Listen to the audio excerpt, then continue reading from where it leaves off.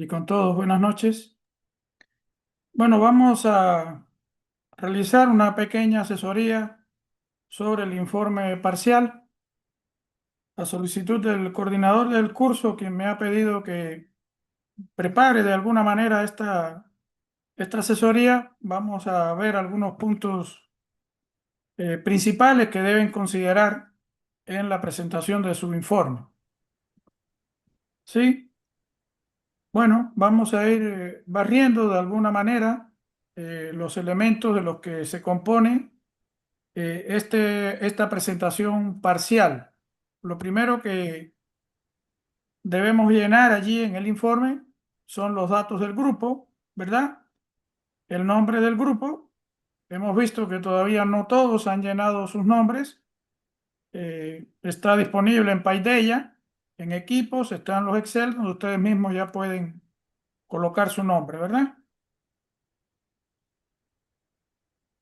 Disculpen por No, aquí. profesor, ¿dónde tiene que poner el nombre aparte del informe? Es decir, si ya definieron el nombre, no hay problema. Si no lo han definido, ustedes mismos lo pueden poner en el Excel que está disponible en Payday. ¿Sí?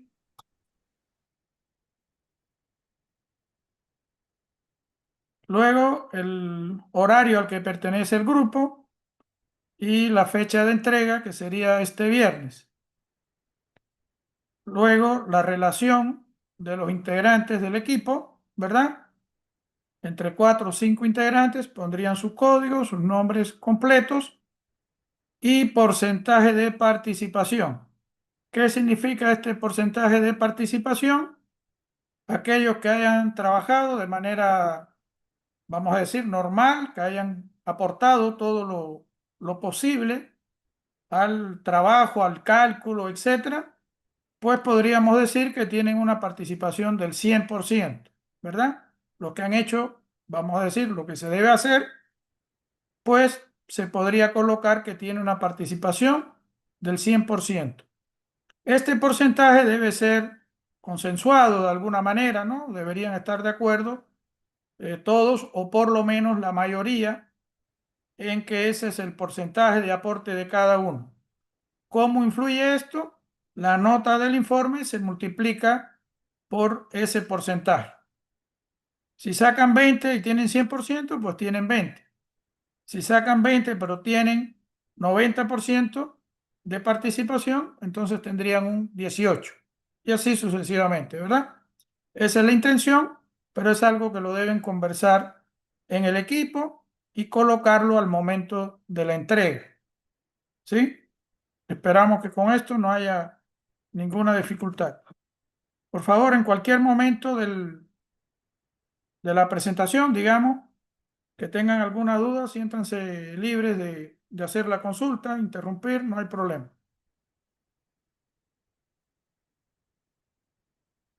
Luego vendría la descripción del diseño del puente. En este caso, lo primero, el primer dato, digamos, que se les pide es el tipo de armadura y el código de la alternativa que le tocó al equipo desarrollar. Luego debe indicar los espesores de las barras correspondientes. Y finalmente, en este segundo punto, deben presentar un esquema simplificado del puente, incluyendo las dimensiones principales y la nomenclatura de los nodos. ¿Sí? Entonces vamos a desglosar esto un poquitito. En las bases, justamente donde pueden encontrar sus alternativas, están los tipos de puente, que son 3 tipos: tipo Howe, tipo Pratt o tipo Warren. ¿Sí? Y precisamente allí están las dimensiones principales también en cada uno. Ahora, la alternativa se define a la parte derecha y el código es esta letra con el número correspondiente. H son los puentes tipo Howe, P los puentes tipo Pratt y W los puentes tipo Warren. Entonces, el código que se les pide es H2, P3, W4. según corresponda. Allí mismo van a encontrar también los espesores de las barritas que se les ha asignado a cada uno de ustedes, ¿verdad? En este caso, habrá algunas alternativas que tengan todas las barritas con espesor 4 milímetros.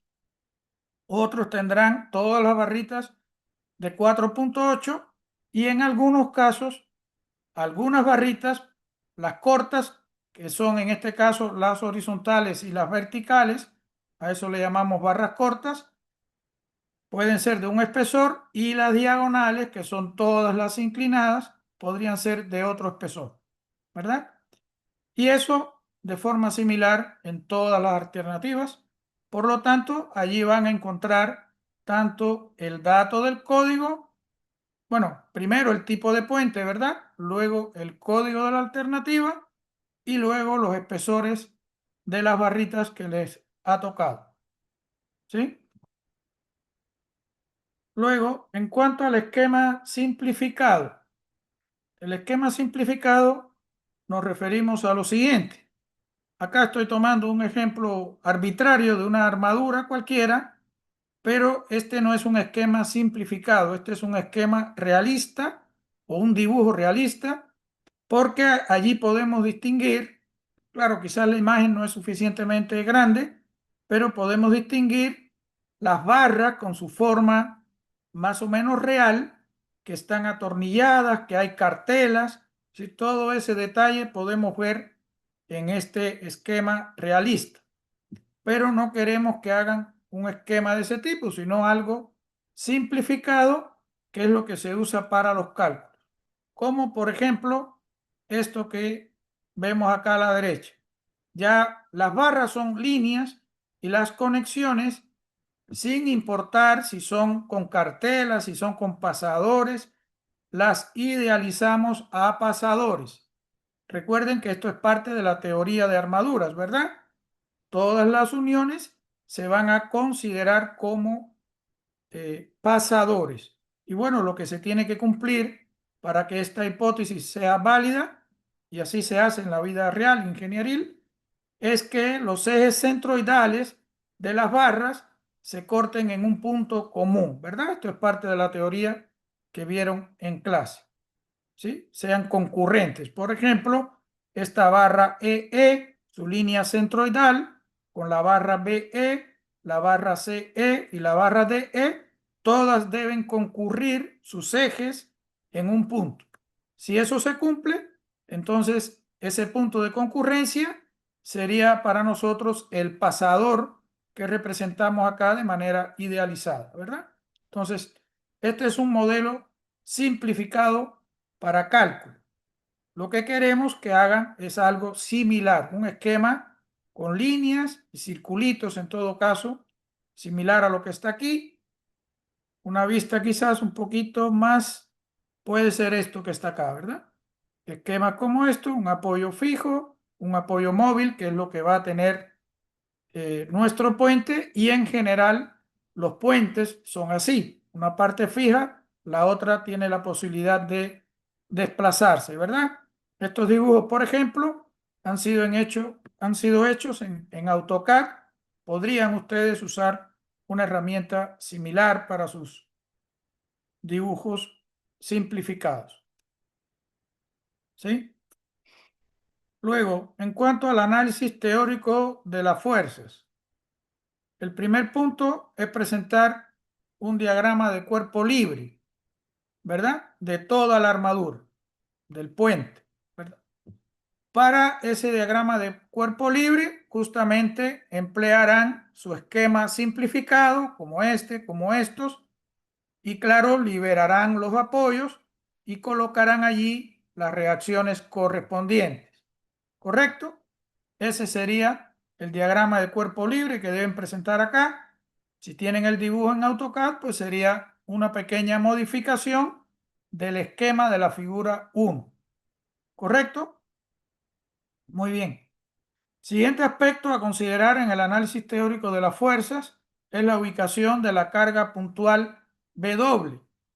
Identificación de cuál de los nudos de la parte inferior B, C, D, E, F.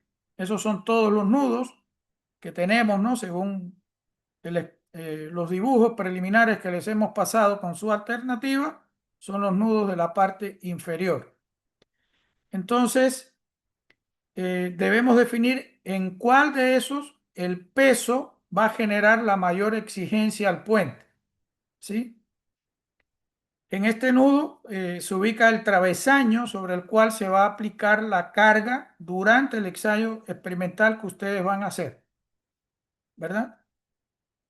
Además, vamos a identificar las barras críticas, es decir, vamos a determinar las fuerzas que actúan en todas las barras en función de ese peso W, ya sea que esté colocado en B, en C, en D o en E, y vamos a identificar en cada caso cuáles son las barras que tienen máxima tracción y cuáles tienen máxima compresión. Y ese resultado lo vamos a poner en una tabla. ¿Sí? Profesor, Sí, adelante. una duda. A la hora de hacer análisis con la ubicación de las caras puntuales, el primer punto después del diagrama de cuerpo libre, tenemos que presentar las evidencias de los cálculos de los tres puntos tomados. Sí, hay que presentar esa evidencia, pero justamente en la tabla. Si no Ah, pretendemos que coloquen todos los DCLs de cada nudo, etcétera. Entendemos que a esta altura los métodos de cálculo de las armaduras ya son conocidos, ¿no es cierto?, por ustedes. De hecho, se ha evaluado en prácticas, en exámenes. Así que estamos convencidos de que ustedes van a aplicar ese método, van a hacer sus SLs, van a escribir sus ecuaciones de equilibrio, van a calcular y van a colocar el resultado en las tablitas. La idea es no extender demasiado el informe, hacer algo compacto. Vamos a seguir hablando un poquito de ese punto, así que probablemente te aclare un poco más a medida que voy avanzando. pero una duda más, profesor. Sí, adelante. En el caso de llenar la tabla, ¿esta solo tiene que ser llenada con la información del punto crítico, o sea, de las barras en el punto crítico o de las barras tomando todos los posibles puntos? Claro, justamente, como te decía, te voy a seguir aclarando este punto. Ya si cuando lo termine te queda alguna duda, entonces me preguntas. ¿Sí? Ok.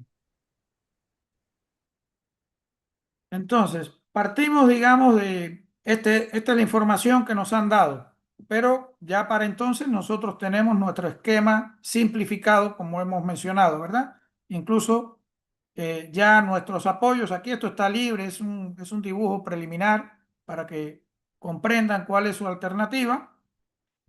Pero aquí sería ya puro línea y circulitos nada más, ¿verdad? Y los apoyos liberados con las reacciones correspondientes. Y cada caso, ¿qué significa? Que voy a colocar el peso, por ejemplo, en A. Aquí no he dibujado yo las reacciones, eso ya ustedes lo dibujan en su DSL, ¿verdad? Lo voy a colocar el peso en A y voy a calcular las fuerzas en todas las barras. Obviamente para eso calculo también las reacciones, ¿no? Y las fuerzas en todas las barras, ¿verdad? Luego cambio la fuerza a B y calculo las fuerzas en todas las barras. Y así sucesivamente a Ah, C, profe, ¿sí? o Adelante. sea, deben ser en cada uno de los puntos de A, B, C y no solo en el punto medio C, ¿no?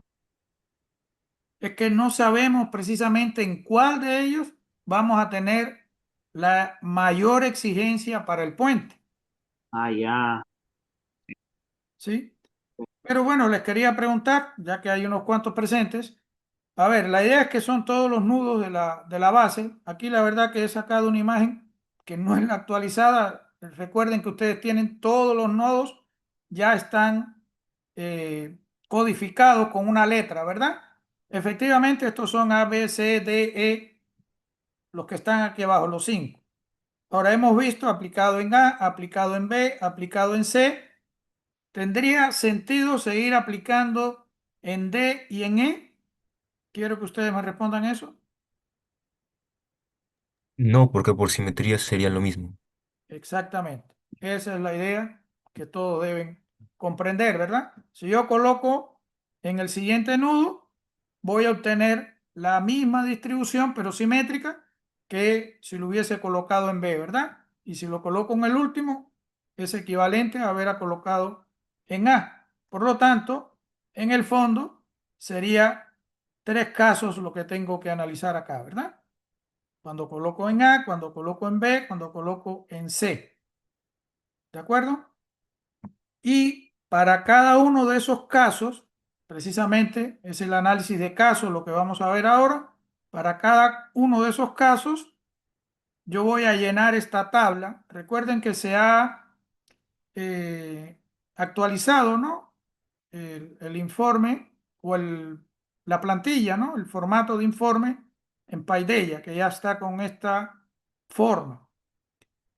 Y esto significa que debemos analizar las barras cortas y las diagonales por separado, digamos, no por grupo. ¿Por qué? Porque cada una, para empezar, tiene dimensiones distintas, ¿no? Longitudes distintas, pero también puede tener espesor distinto. Entonces, los datos que vamos a proporcionar con la fuerza máxima que resiste cada una de las barras cortas y de las diagonales en tracción y en compresión, pues pueden ser distintos, van a ser distintos, ¿sí? Así que debemos hacer el análisis por grupo. Entonces, supongamos que apliqué el peso en el nudo B. Entonces, bueno, pondré mis datos de todas las barras cortas, todas las barras diagonales, su espesor, esos son datos conocidos. Y acá el factor que me sale que debo multiplicar por W, ¿verdad? Esto sería la fuerza, por ejemplo, en la barra B, 1,5 W. En tracción, porque está positivo. En BC, 0, bueno, esto viene siendo 2/3 de W, ¿verdad? Y así en tracción también, luego en CD menos 0,75 W en compresión. El signo se está utilizando de acuerdo con la convención de signo, ¿verdad? Entonces ahí yo debo identificar de las barras cortas cuál o cuáles tienen la máxima tracción. Digo cuáles porque puede ser que el mismo valor de fuerza esté en varias barras. Bueno, las marco todas, pero al final me interesa un valor, ¿no? De tracción máxima. Y también voy a buscar cuál de las barras tiene la compresión máxima, ¿verdad? Es decir, el valor absoluto mayor. Va a ser negativo, pero valor absoluto mayor. Y lo voy a identificar, ¿no? Colocando una cruz, por ejemplo. Y lo mismo voy a hacer con las barras diagonales, ¿verdad? Lo mismo. Todas las fuerzas en función de W.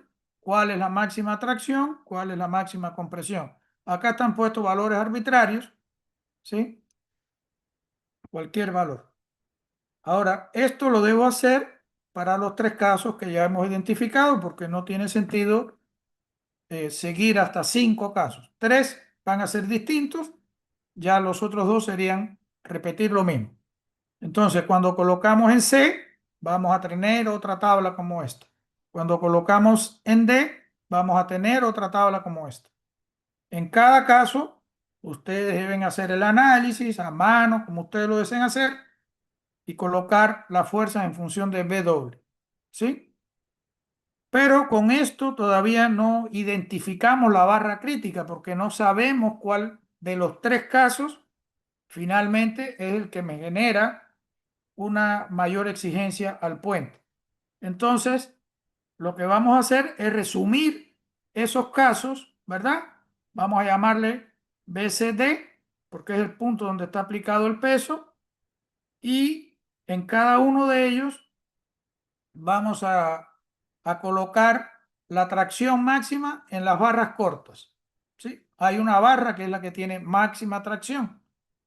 Luego, en el caso C también y en el caso D. Lo mismo con la compresión.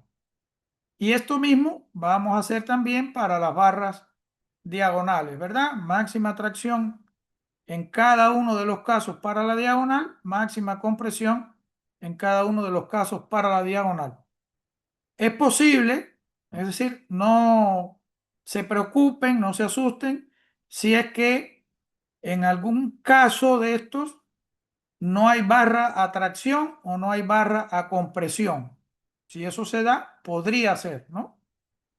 Si todas están en tracción, todas están en compresión, eso podría suceder. ¿De acuerdo? Entonces, recién aquí, cuando hacemos este resumen, vamos a poder ver, por ejemplo, en las barras cortas, cuál es la máxima tracción de todos los casos, ¿verdad? ¿Cuál es la máxima tracción de todos los casos? Y eso tenemos que comprobar una vez que conozcamos la tracción máxima de estas barras, ¿sí? Lo mismo vamos a hacer con con la compresión. Vamos a poder determinar cuál es la compresión máxima en las barras cortas. Esto me va a permitir otra verificación, ¿verdad? Y lo mismo con las diagonales. ¿De acuerdo? Con las diagonales vamos a tener la tracción máxima de todas las diagonales, la compresión máxima de todas las diagonales, ¿verdad? Y en cada uno de los máximos, que serían 4 valores, ¿verdad? En esta columna voy a detectar un máximo, no sé en cuál de los casos. En esta otra columna voy a detectar un máximo, no sé en cuál de los casos. Y lo mismo en todas estas. Cada uno de esos máximos me va a generar una condición, ¿no? Para que no falle esa barra, voy a tener una condición del peso, ¿verdad? El peso tiene que ser menor o igual que un determinado valor para que la barra corta de máxima tracción no falle. Luego, el peso debe tener un determinado valor, es decir, debe ser menor o igual que un determinado valor para que la barra corta con mayor compresión no falle. Y lo mismo con las diagonales. De esa manera voy a tener 4 condiciones. El peso menor o igual que tanto, menor o igual que tanto, menor o igual que tanto, menor o igual que tanto. 4 condiciones. Solo una es la que se cumple para todos, ¿verdad? Recién cuando tenga esa una, esa que me cumple para todos, ahí recién voy a identificar cuál es el caso crítico realmente. Y eso no lo vamos a saber para este informe. Este informe termina llenando esta tablita y recién pueden resaltar si quieren en negrita, por ejemplo, o de alguna manera cuál es la fuerza máxima en cada una de las columnas. Y recién cuando les demos el dato, que esperamos que sea a finales de esta semana o inicios de la próxima, recién allí van a poder ustedes decir, ah, ok, en realidad la barra crítica es esta y ocurre en el caso C, por decir. ¿De acuerdo? Por lo tanto, cuando ustedes vayan a hacer el experimento, esto será en la semana 14 todavía, cuando vayan a hacer el experimento, es en ese nudo, bueno, en realidad en el travesaño que corresponde a ese nudo, donde van a aplicar la carga experimental, el peso experimental. ¿Sí? Y claro, del caso crítico real de aquí van a obtener cuál sería ese peso teórico y van a poder comparar luego con el experimental. Pero el alcance de este informe es hasta esta tablita resumen. ¿Sí? Todavía tengo algo más que mostrarles, pero quisiera saber si hasta ahí tienen alguna pregunta. Tengo duda, profesor. Adelante. A la hora de hacer el DSL, implicamos el peso del propio puente como parte del puente, ¿no? Para generar reacciones. ¿Cómo harías eso? Por ejemplo, no se imaginaría poner tal vez un hipotético peso W en el medio del puente y que eso es justamente el peso que genera las reacciones bueno, que genere resistencia en las reacciones. Eh, no sería imposible hacer eso, pero ese peso que tú pondrías en el centro del puente, ¿de dónde proviene? Es como el ítem 3 creo, pedía justamente el DSL del puente, tal cual, sin ningún peso colocado aún, creo, eso fue lo que entendí. Entonces imaginaba que tendría que ponerse entonces el peso del propio puente. No, en el DSL ya tienes que tener peso, fuerzas colocadas, si no, no es DSL. Ah, pero entonces, Pero lo que quiero saber, quiero entender tu pregunta, quiero saber cuál es el origen de ese peso que tú pondrías en el medio del puente. bueno, originalmente había entendido que era el DSL del puente sin más, sin ninguna carga puesta, así que me imaginaba que era el peso del propio puente. Pero insisto, ese peso del propio puente, ¿quién lo aporta? Cada una de las barras del puente. Eso es lo que quería que me respondieras y eso no es factible. Si tú consideras peso en las barras, ¿serían bielas? No, ¿Sería una armadura? no. No. Entonces, no lo podemos considerar. Entonces estarían, profesor, estarían pidiendo el DSL de los tres casos en los que se pone peso. Exactamente. Ah, ok. Así es. En los tres casos de los puntos donde se coloca peso. Es verdad, y digamos que tu pregunta sí tiene una lógica, la cual entiendo. Es verdad que el puente algo debe pesar, ¿sí?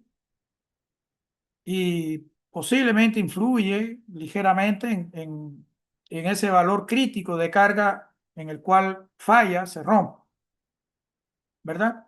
Pero si consideramos ese peso tal cual, sería estar considerando el peso de las barritas y eso no es adecuado, ¿verdad? Si lo que queremos hacer es aplicar los métodos de cálculo de las armaduras, una de las hipótesis es que está formado por pura biela, ¿verdad? Solamente miembros de las fuerzas en tracción o compresión.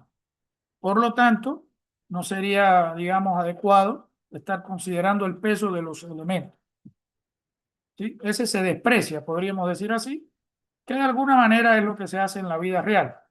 Sí, los puentes en general son diseñados para soportar cargas mucho más elevadas que su propio peso. En ese sentido, es válido despreciar el peso. ¿Sí? Muchas gracias, profesor. Muy bien. Entonces, durante todo Sí, este proyecto no vamos a ver nada del peso de las barras, no se va a considerar, o no, no, ya no. más adelante. No, no se va a considerar cuánto resisten en tracción, cuánto resisten en compresión, pero no, no se va a considerar su peso porque ya no entraría entonces dentro de la teoría de las armaduras, Ah, ya. ¿sí? Y en la vida real, digamos, las armaduras se calculan sin considerar el peso de las barras. Pero bueno, hay otras consideraciones que tampoco vemos en el curso, ¿no? Incluyendo, por ejemplo, un factor de seguridad, etcétera, que de alguna manera recoge estos, vamos a decir, detalles que no estamos considerando en el modelo de cálculo, ¿no? Sí. Pero yo quería mostrarles algo más. Una idea que ya cada uno decide si usa esta idea o no. Y es una plantilla en Excel, por ejemplo, ¿no? Es decir, acá podríamos tener el DCL y en realidad en mi DCL yo puedo considerar fuerzas en los nudos B, C y D, W1, W2, W3, ¿sí? Pero en realidad dos de ellos son cero y uno sería diferente de cero, que es el que está actuando en ese momento, ¿sí? Entonces, por ejemplo, por eso acá he colocado W1 es uno, W2 es uno, W3 es uno. Pero esto no sería adecuado para el análisis que necesitamos hacer. Solamente uno tendría valor uno y el resto tendría valor cero, ¿verdad? Entonces, se calcularían las fuerzas en todas las barras y podría determinar mis fuerzas críticas, por ejemplo, ¿no? Entonces acá en los cálculos están ecuaciones que tienen que ver con las ecuaciones de equilibrio que escribimos para cada nudo y determinar las fuerzas en las barras, pero ojo, Esas ecuaciones tendrían que escribirse considerando los tres pesos, BW1, BW2, BW3. De manera que cuando yo suprima cualquiera de ellos, siga calculando, ¿verdad? Y la idea es hacerlo así, de suprimir dos y dejar uno. Si yo quiero ver cómo actúa la carga en C, cuáles son las fuerzas en las barras, entonces pongo 0 acá y uno acá. Ahí estoy considerando peso aplicado en C. Y si quiero ver cómo actúa el peso o cuáles son las fuerzas en las barras cuando el peso actúa en D, 0, 0 y 1. ¿Sí? Entonces, esto me permite automatizar el proceso de alguna manera y ya para el Word copio los valores que obtengo acá. ¿Sí? Si en algo me confundo, puedo corregir la ecuación, volverla a hacer, ¿verdad? Una sugerencia que les doy en todo caso para comprobar que las fuerzas que han determinado en las barras son correctas, podría ser, por ejemplo, hacer algún corte intermedio de 3 barras cualquiera y a mano, ¿no es cierto? Analíticamente calcular las fuerzas en esas barras por corte y ver, bueno, si me da igual que por nudos, porque al final el método de nudos sería el más apropiado, ya que tengo que determinar las fuerzas en todas las barras, ¿verdad? Entonces sería el método de nudo lo más apropiado, pero puedo verificar con uno, dos, tres cortes, lo que quiera, a ver si me ha salido bien. Y una vez que eso esté bien, pues puedo generalizar el cálculo. ¿De acuerdo?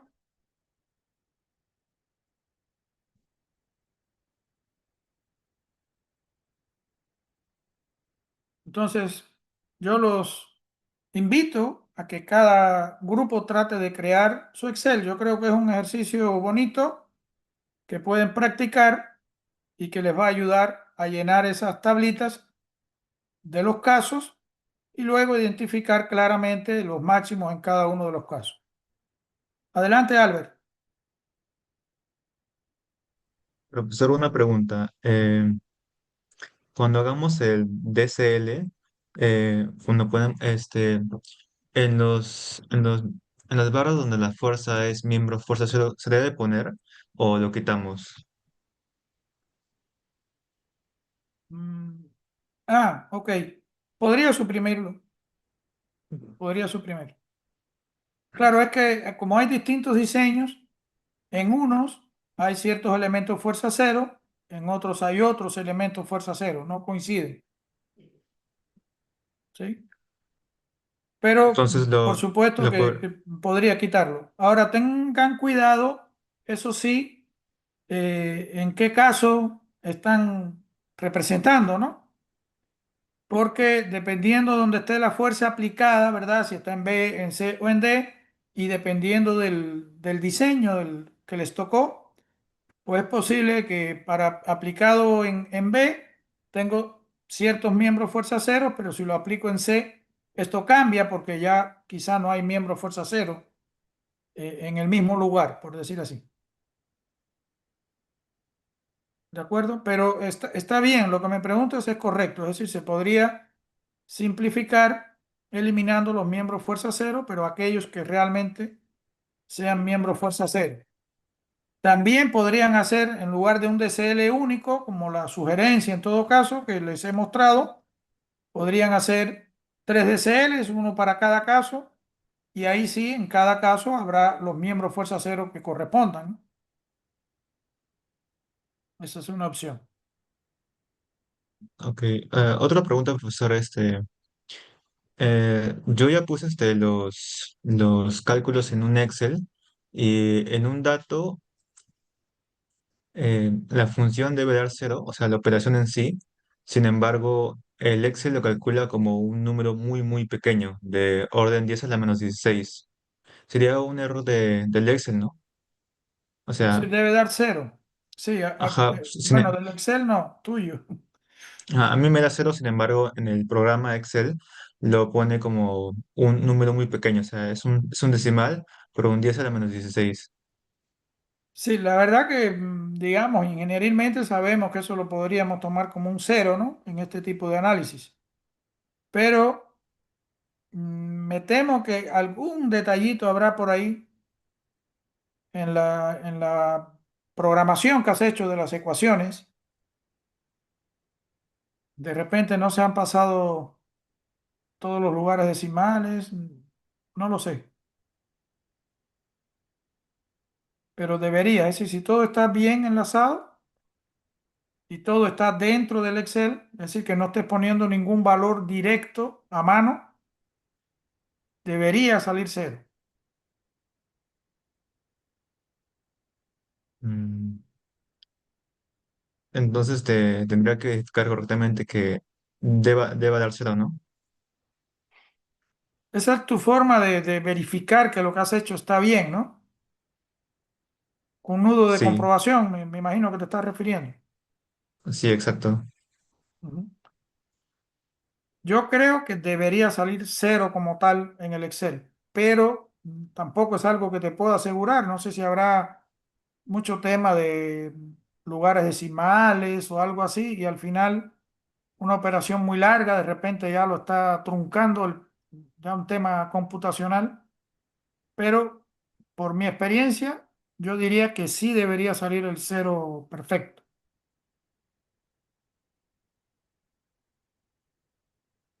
Ok, gracias, profesor. Nada. Agustín, adelante. Sí.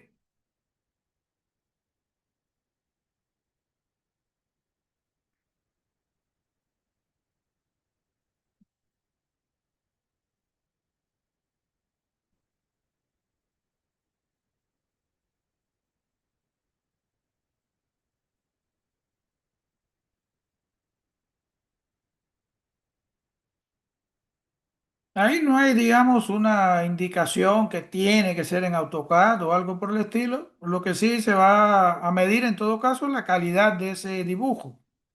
Si lo haces a mano, lo escaneas o lo que sea, pero obviamente con instrumentos de dibujo sería, eh, creo que podría estar bien. Ahora no sé si te va a costar más que hacerlo en AutoCAD, pero ya es decisión de cada equipo, ¿no?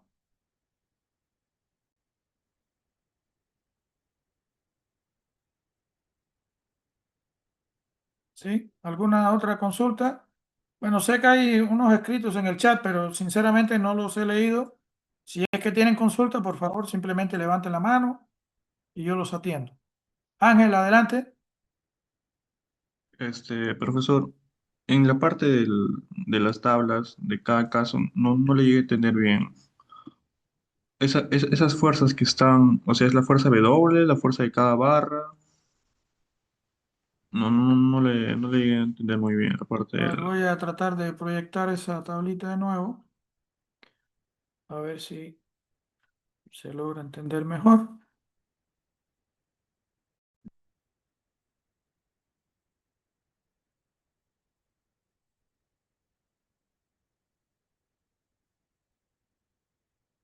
¿A esta tabla te refieres? Así es. Sí, es calcular las fuerzas en todas las barras, tanto cortas como diagonales, todas las barras de la armadura, en función de W, ¿verdad? Fuerza en función de W. Así que aquí sería como cuando tú lo haces a mano todo, 1,5 W. Esa es la fuerza en la barra B en función de W, ¿verdad? BC 0,6667 o lo que es lo mismo, 2/3 de W. Esa es la fuerza en la barra BC. Así tienes que barrer todas las barras de la armadura, ¿verdad? Dejando las fuerzas en función de W, pero bueno, ya no ponemos W en todas, lo puedes poner también si quieres, no hay ningún problema. Pero bueno, acá está indicado como que es la fuerza en función de W. Así que es multiplicar este factor por W. No sé si con eso te aclaré o no. Sí, sí, Ah, con eso me quedó claro. Y en la parte de las Tmax y Cmax, es de cada fila a ver cuál es el máximo, ¿no? no de cada fila, sino de cada grupo. Acá vas a tener más filas. Aquí se han puesto, hay puntos suspensivos, se han puesto solamente unas filas genéricas, ¿no? pero vas a tener más filas, todas las barras cortas, y de todas esas vas a identificar la máxima tracción. Lo que puede ocurrir es que más de una barra tenga este mismo valor, y bueno, a todas esas las marco como tracción máxima, ¿no? Porque claro, porque es interesante o importante marcar todas las que tengan el valor de tensión máxima, porque luego, si esa fuera finalmente, después de hacer todo el resumen, si esa fuera la barra crítica, entonces tendríamos más de una barra crítica y cualquiera de ellas se podría romper primero durante el ensayo experimental, ¿verdad? Supón que hay tres barras que tienen 1,5 y que esa es la máxima y que esa es la que rompe.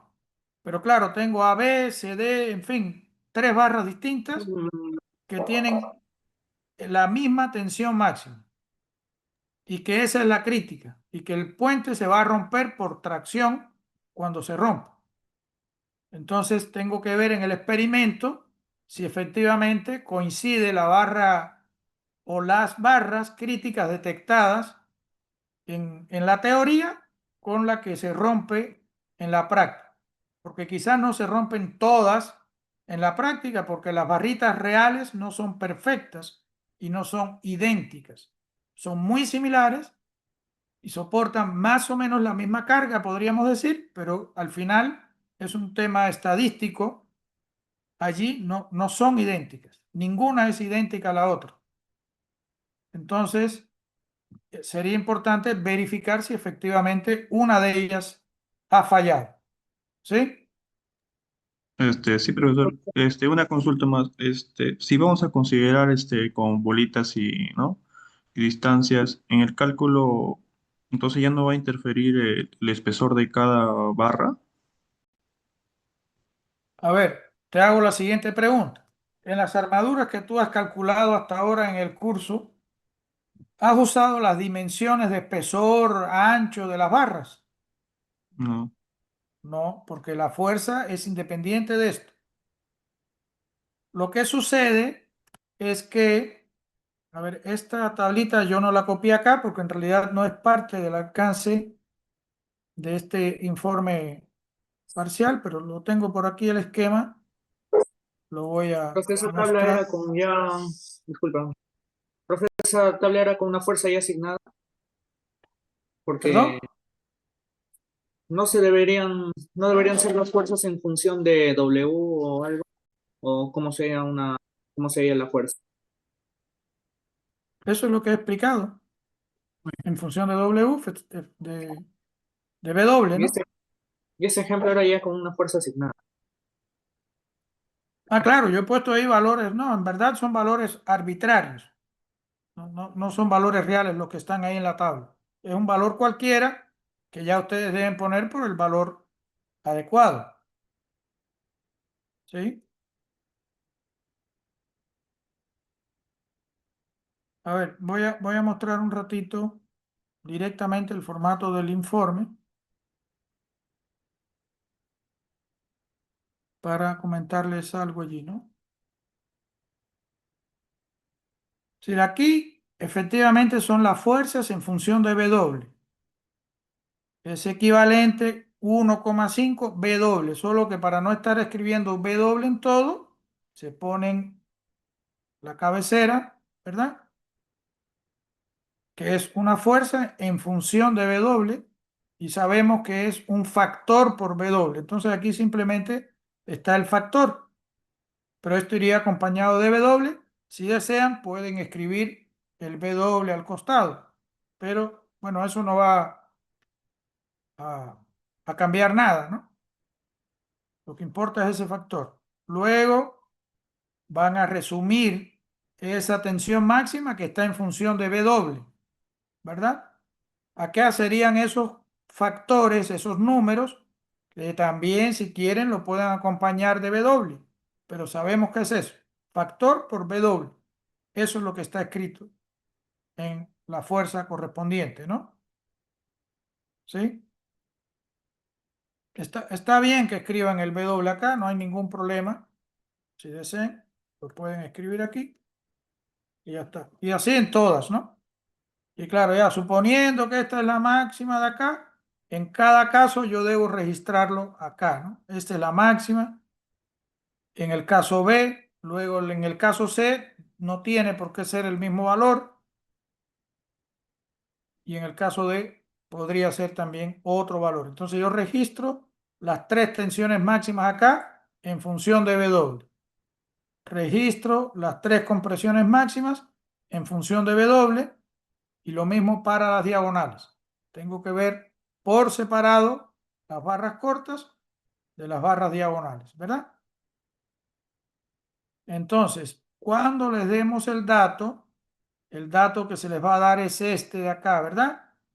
Carga límite que puede soportar cada una de las barras en tracción y en compresión.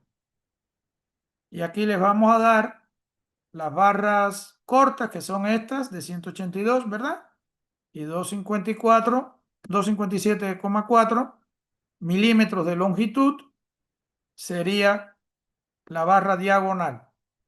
Ahora, es una sola longitud corta y una sola longitud diagonal, pero los espesores pueden ser 4 o 4,8 milímetros.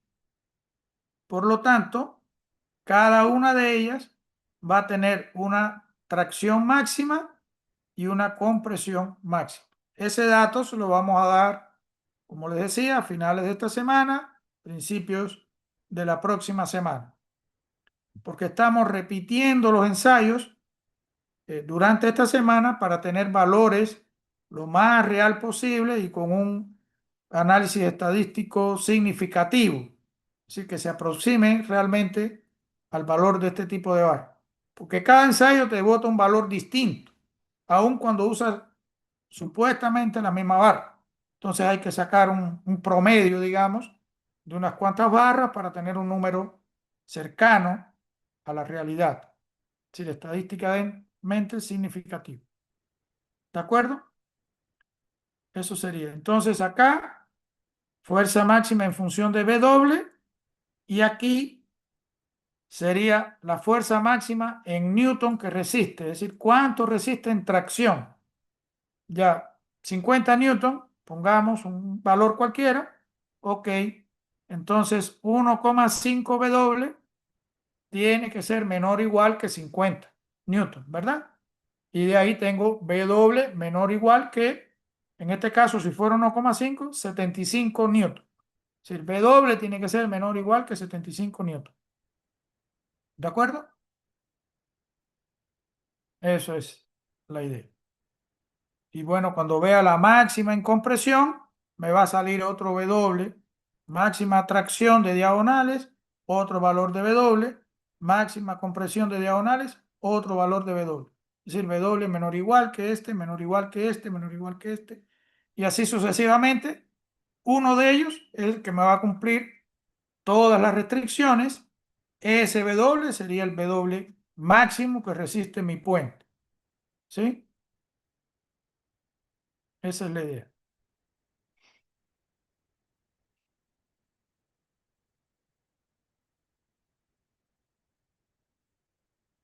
Sí, así es. Sí, eso se ha indicado ya en el correo que envió el coordinador del curso. Hasta esta tablita de resumen, ahí queda porque todavía no pueden determinar en sí el W, ya que no tienen la fuerza máxima que resiste cada barra. Eso fíjense que está en algún puntito más adelante.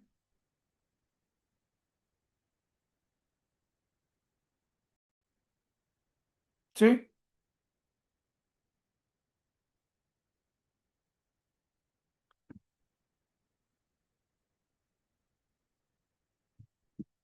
Digamos que a ciencia cierta sí, pero para presentarlo les he dado dos alternativas en todo caso, dos posibilidades, ¿no?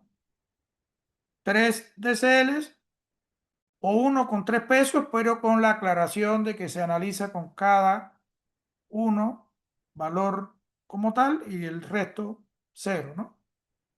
Eso sobre todo pensando en automatizar en Excel es la idea, pero también puedes presentar 3 DCLs separados cada caso, no hay problema. Y la tabla con las fuerzas en todas las barras para cada caso. Esta sí la tienes que presentar independientemente de la vía que utilices.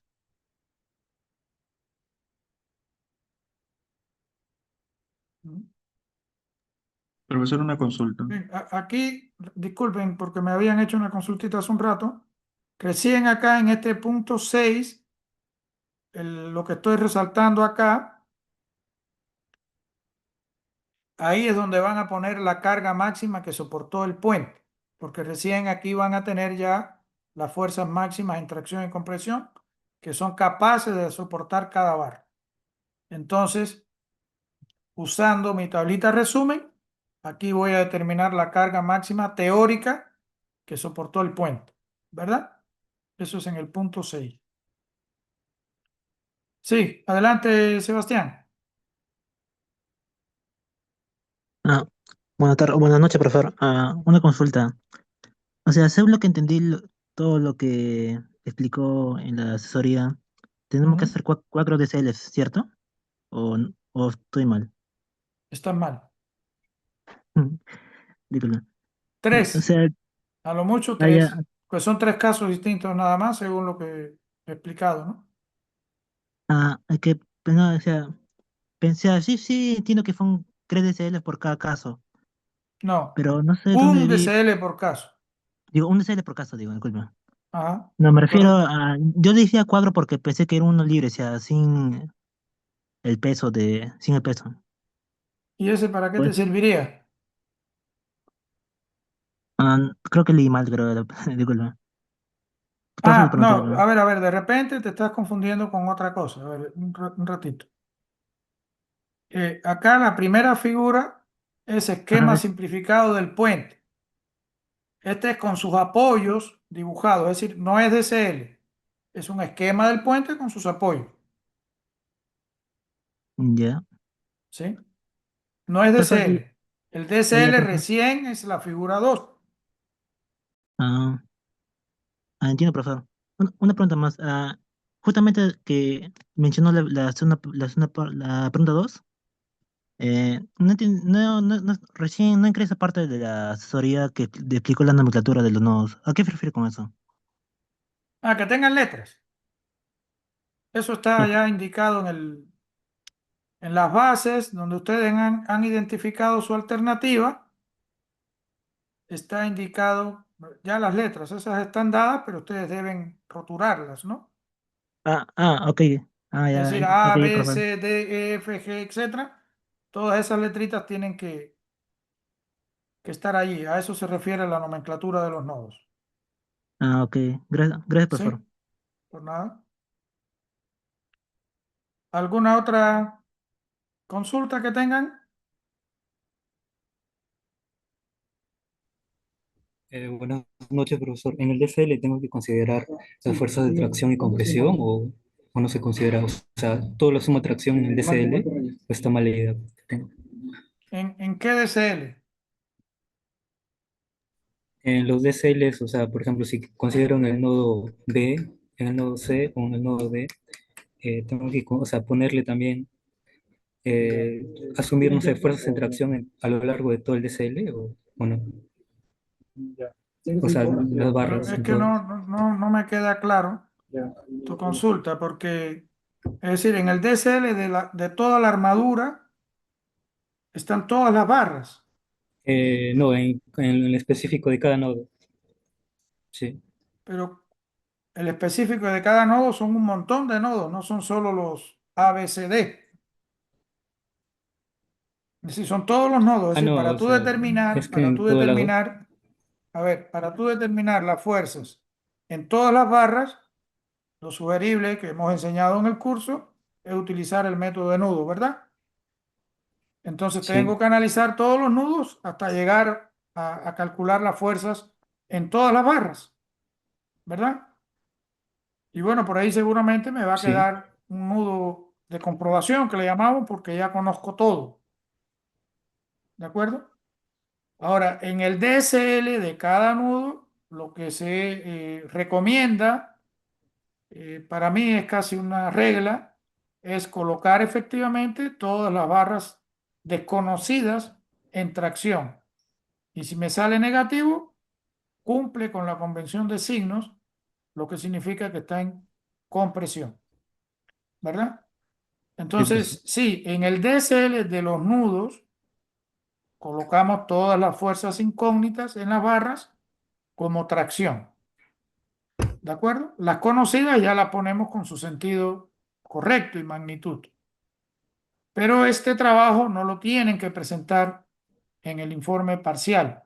Ustedes lo van a hacer, pero aparte, ¿verdad? En el informe parcial se está pidiendo solamente el DSL general de toda la armadura y allí no tiene sentido hablar de tracción y compresión porque todas las barras están dibujadas. No vemos las fuerzas internas allí, ¿sí? Solo reacciones en apoyos y el peso colocado en el punto o nodo correspondiente, ¿no? Sí, profesor, muchas gracias. ¿Sí? A ver, ¿algo más?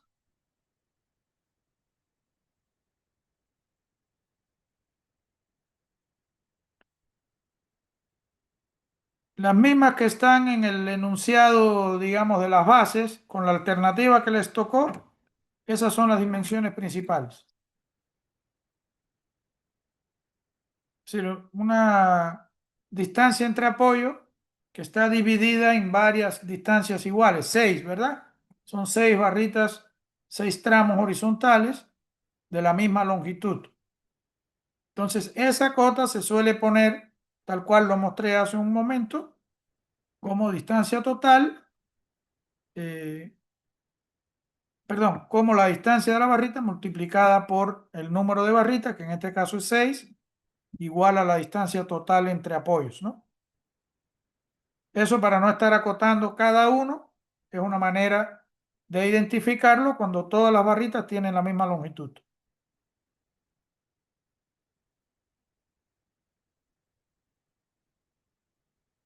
Sí, pero en el caso del ancho, con esa, tal como está en el enunciado que les hemos dado, ¿no? Una longitud por 6 igual a la longitud total. Esa es la forma que suele hacerse para que todos entendamos que son 6 barras iguales. Nada. ¿Algo más? Augusto, adelante. Sí, profesor. En caso que hayamos tomado la opción de generar tres DCLs para los tres casos respectivos, también, o sea, podremos ver a uno que otro miembro de Fuerza Cero, entonces ahí mismo en la casilla para llenar datos podemos eliminar esa barra, el análisis de esa barra. Si estamos dando un DCL de antemano que no aparece. Claro, sí, sería totalmente válido. Ok, ok. Correcto. Ujú. Ya. Comprendo, gracias. Sí, al final esa barrita no va a influir en nada, ya sea que pones el cero en la tabla o que en el DCL ya no la dibujaste porque no transmite fuerza. Sería correcto. Si no la pones, ya no aparece en la tabla tampoco. Ok, ok. ¿Algo más?